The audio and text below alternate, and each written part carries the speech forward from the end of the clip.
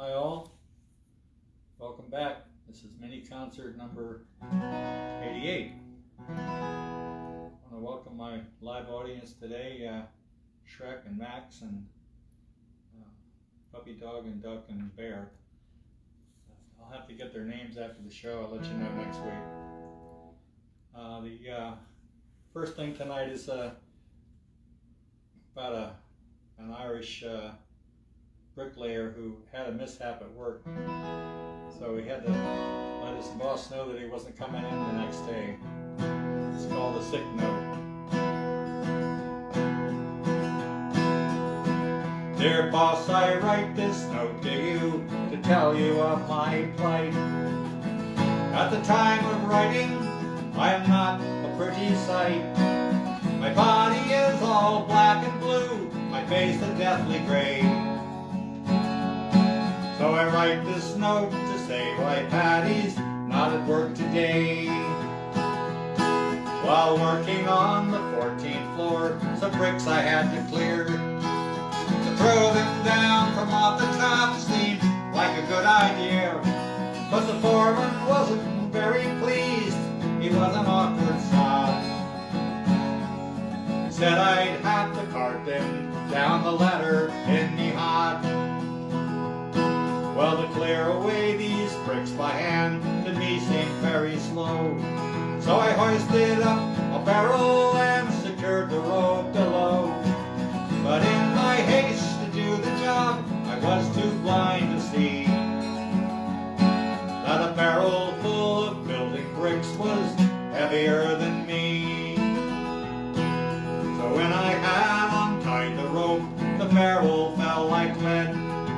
Hanging tightly to the rope, I started up instead. I sped up like a rocket, and to my dismay I found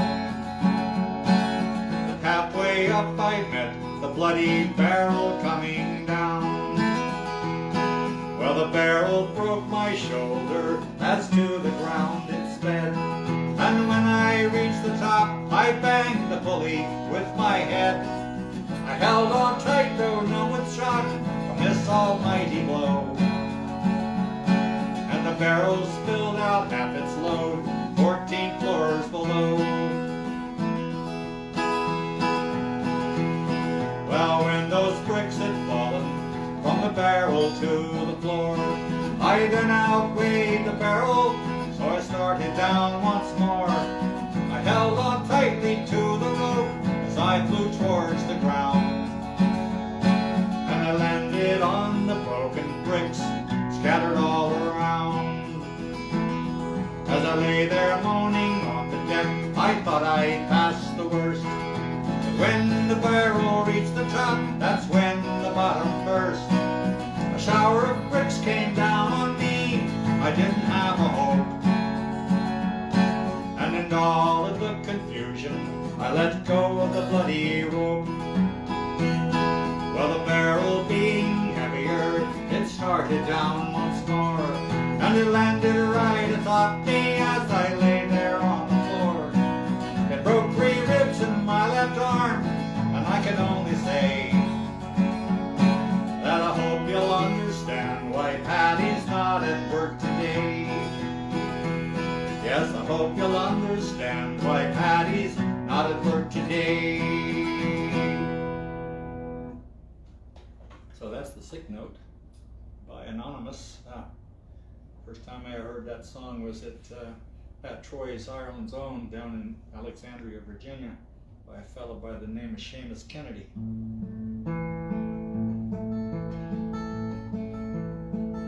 It's the Bob Dylan song. He was my favorite folk singer in the 60s. He's still performing, I think.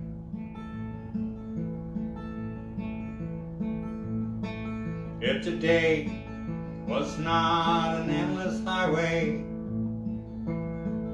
if tonight was not a crooked trail, if tomorrow wasn't such a long time, lonesome wouldn't mean nothing to me at all. Only if my own waiting. And if I could hear her heart softly pounding, only if she were lying by me, I'd lie in my bed once again. I can't see my reflection in the water. I can't speak the sounds that know no pain. I can't hear the echo of my footsteps. Can't remember the sound of my own name. Only if my own true love was waiting, and if I could hear her heart softly pounding, only if she were lying by me, I'd lie in my bed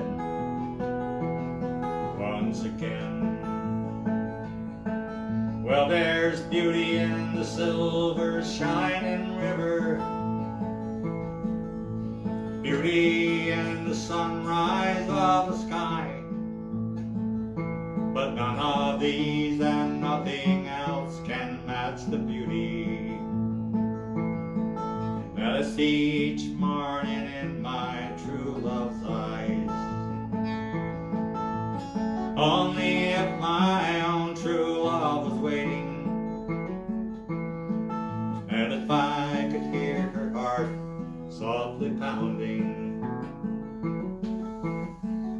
only if she were lying by me, I'd lie in my bed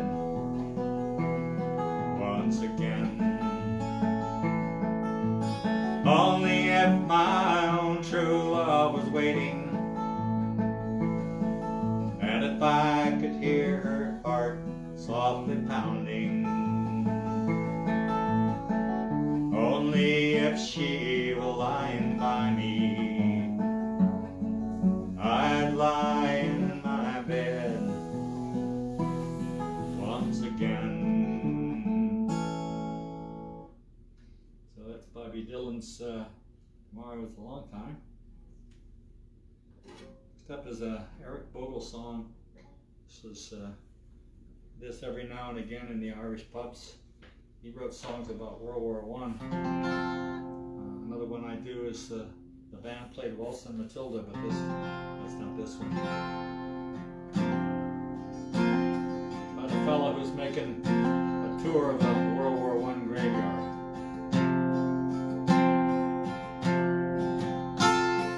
How do you do, young Willie McBride? Do you mind if I sit here by your graveside and rest for a while in the warm summer sun? I've been walking all day, I'm nearly done. Well, I see by your gravestone you were only 19 when you joined the great fall of 1915. Well, I hope you died well, and I hope you died clean. For young Willie McBride, was it slow and obscene? Did they beat the drums slowly, play the pipe slowly? Did they sound the death march as they lowered you down? Did the band play the last post and chorus? Did the pipes play the flowers of the forest? Did you leave you a wife or a sweetheart behind? In that faithful heart is your memory enshrined. Although you died back in 1915, in that faithful heart, are you forever 19? Or are you a stranger without even a name, imprisoned forever behind the glass pane of an old photograph, torn and battered and stained?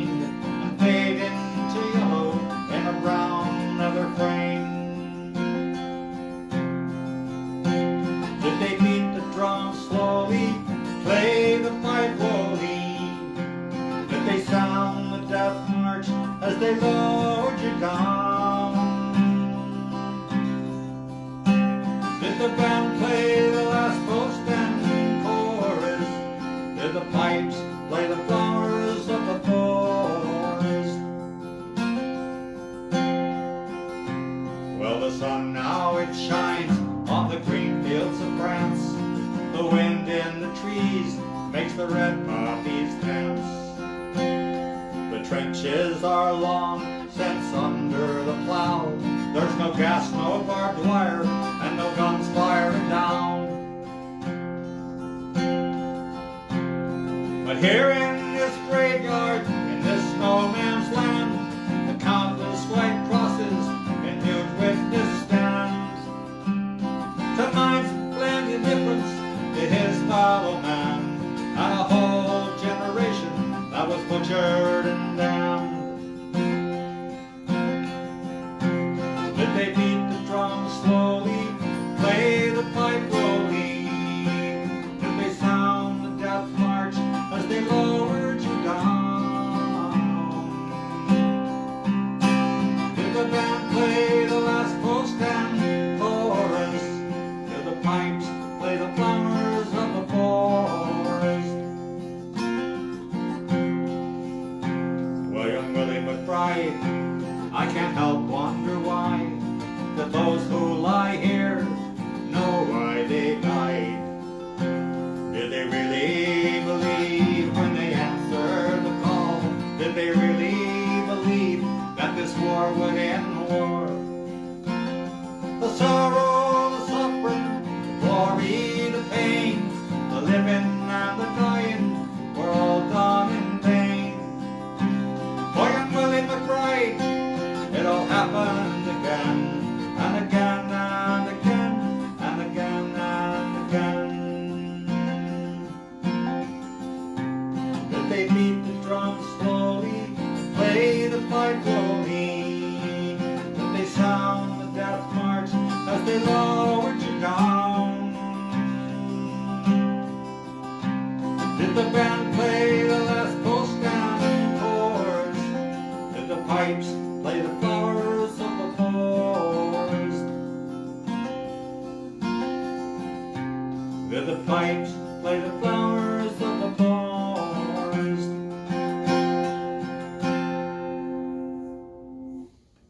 So that's Eric Bogle's tune with the original title of No Man's Land, but now it's come to be known as the Green Fields of France.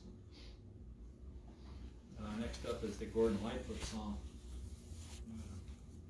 Gordon Lightfoot was a Canadian folk singer. Traveled all around. He wrote this song when he was in Southern California. He used to go out to the airport, watch the planes come in and out, think about home.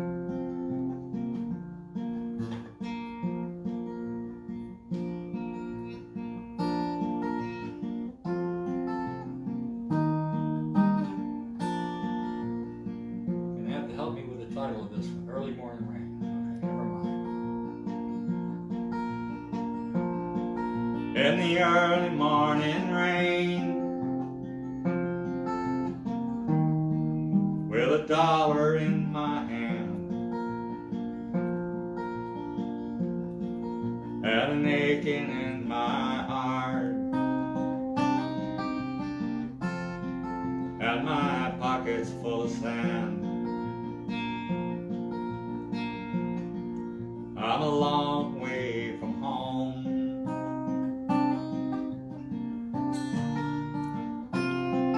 and I miss my loved one so.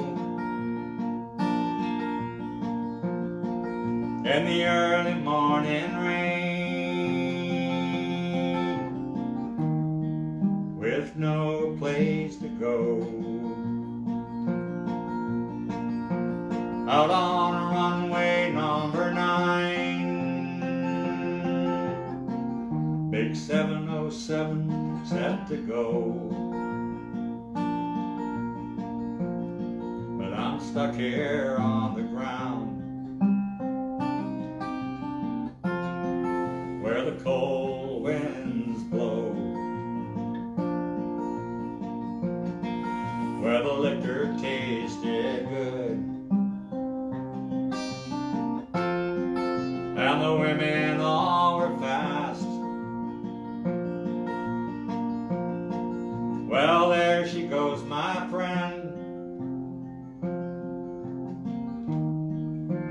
rolling down at last.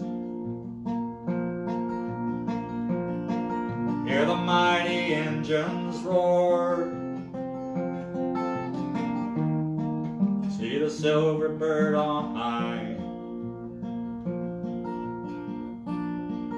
She's away in the westward bound. Far above the clouds she'll fly,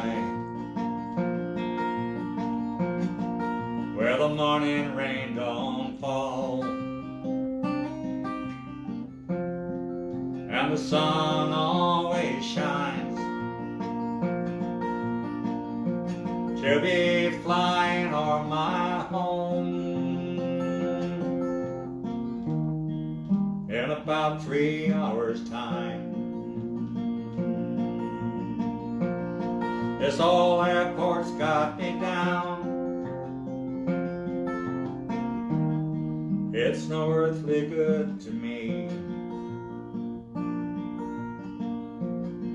'cause I'm stuck here on the ground,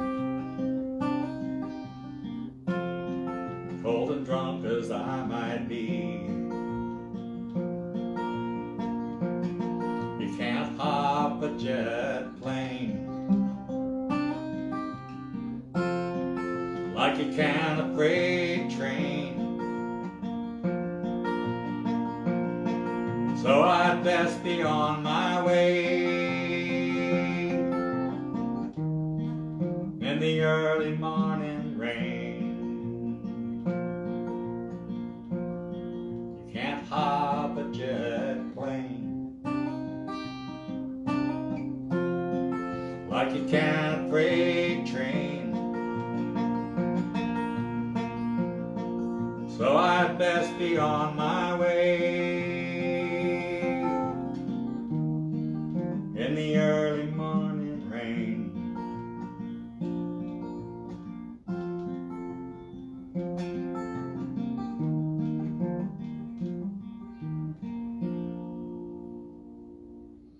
Well, that's Gordon Lightfoot's Early Morning Rain. Next up is Jim Croce's song. My brother Ron thinks this is about a cousin of ours. Ron's name is Ron Brown. This is a Jim Croce song.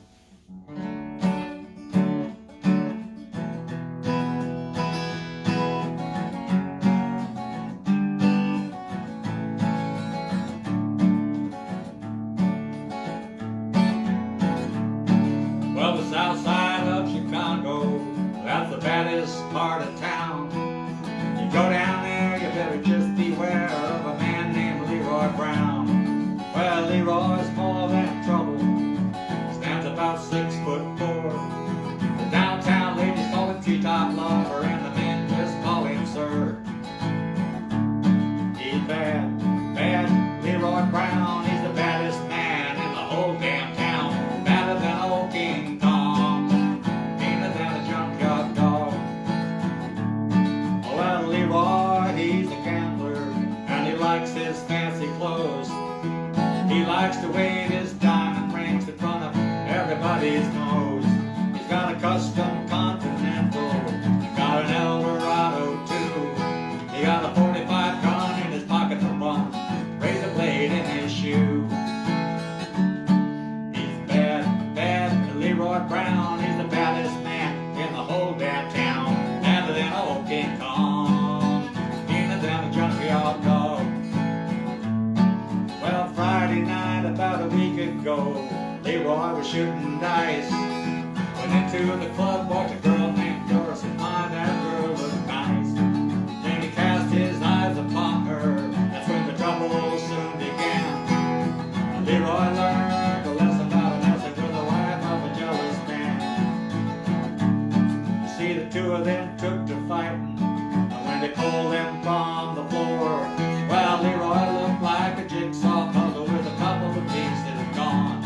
He's bad, bad Leroy Brown. He's the baddest man in the whole damn town. Badder than old King Kong, meaner than a junkyard dog.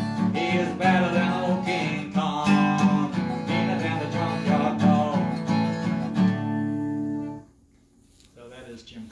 80s, Bad Leroy Brown. And next up, last song for the evening is another favorite in the Celtic pubs. It's about a spinster, an old maid. This is the European version of it. There's a North American version as well, popularized by the Kingston Trio. The name of that is Take Her Out of Pity. And this one is called The Old Maid and the Garret.